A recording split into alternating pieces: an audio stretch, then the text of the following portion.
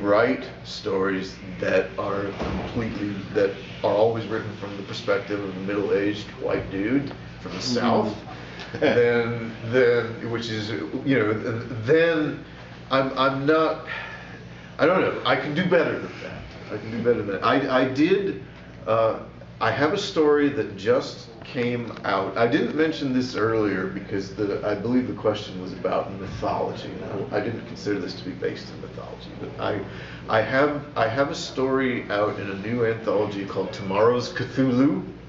A lot of wonderful horror writers in that book, and I decided, you know, to make the protagonist a lesbian woman from India, and obviously that is not what I am. So that, you know, luckily, you know, luckily I have friends who I could reliably consult with. And, you know, I'm married to someone who's adopted by an Indian father, so she has some insights into these things too. And, you know, yet it's still, I'm very glad I did it, because that is not the sort of person you ever see as the protagonist as a Lovecraftian story, even, you know, his many imitators today.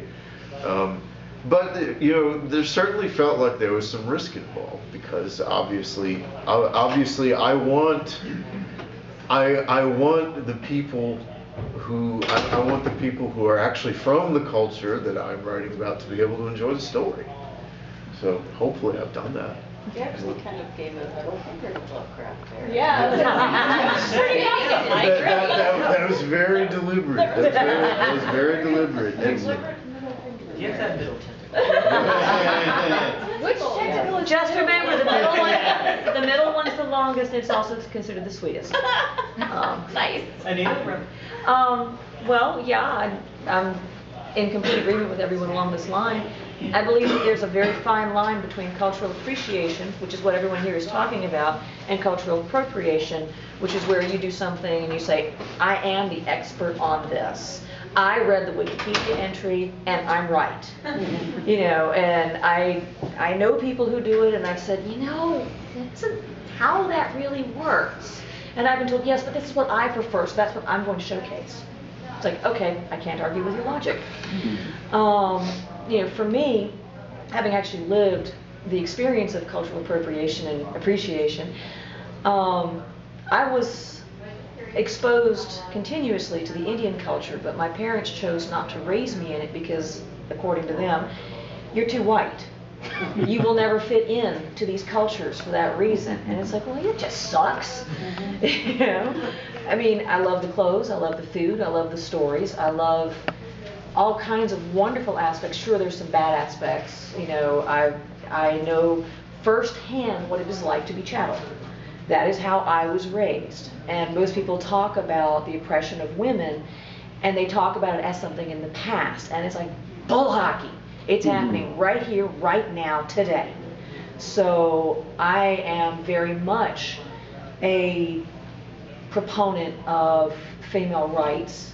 And I don't even care if I agree or disagree with it. If it's a right that everybody else has and women don't have, I will go to the floor fighting to make sure that women get it or they keep it, because I know what it's like not to have it. And most people in this room probably have not been down that road.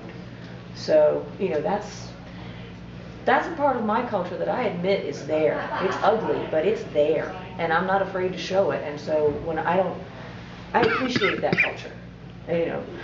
But it speaks to that point of looking at this not just at the nice bits that you like, but looking at it with the flaws as well, because all cultures have their wonderful bits and all cultures have their problems. Just like people. They didn't work on, yeah. So let's open this up to some questions now. Okay, so a lot of you guys are fiction writers, and as you know, the world of fiction is colored by the lens of our protagonist.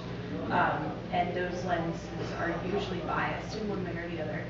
So how do you balance the sort of negative biases that your protagonist may have with still representing these cultures respectfully?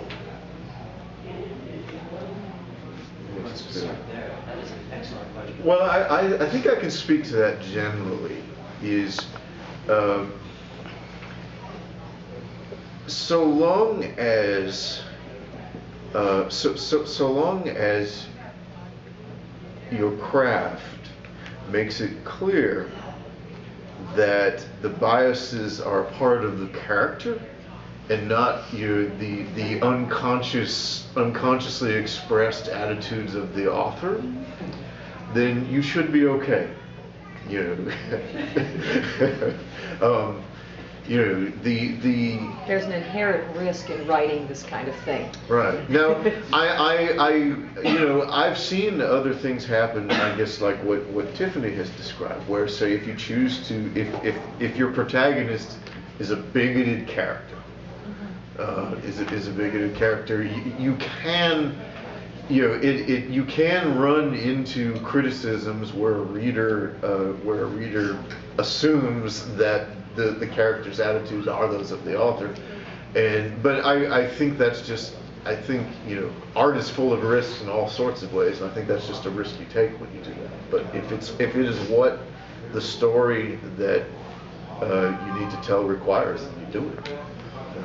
Yeah, I just want to add on real quick, and then we'll get to the next question. I'm doing actually a historical fiction set in World War II in the Pacific. It's a short story. I had to, and I talked to a couple of agents and a couple of editors about this, and and even though it's going out in a small press, I had to make a conscious decision.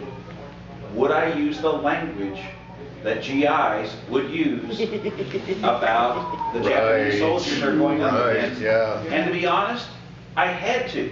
Because they're not going to stop every time. Oh, and the Japanese did this. Oh, and then the Japanese soldiers. No, they were calling them, But to do the story and to make it real to somebody who, for the time period, I have to acknowledge that we didn't use always the best language. These are soldiers in the middle of a jungle getting shot at by snipers. They're not going to be polite. They're trying to kill these other guys, and they're trying to get killed by these other guys. So, I had to make a conscious decision that, some people are not going to like it. And I accept that. And if they don't want to buy these stories because I use specific terms, I had to give it a, let it go. You're speaking to a difference between presenting something and condoning it. Exactly. Right. I, as the author, do not necessarily endorse what a jerk this person is. There's a question here first, and we'll get to you.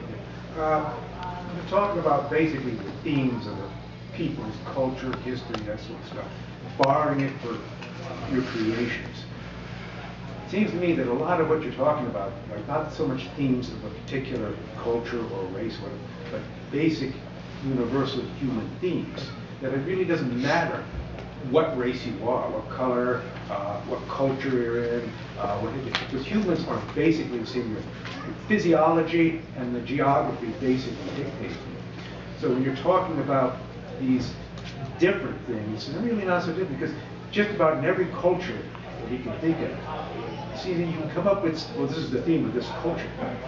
Well, that's the same as that theme in that culture at that time, and even history as well. And you were talking about the female community that would let men come in and kill and stuff like this. And where was this? It was Yoruban mythology. Yeah. Right.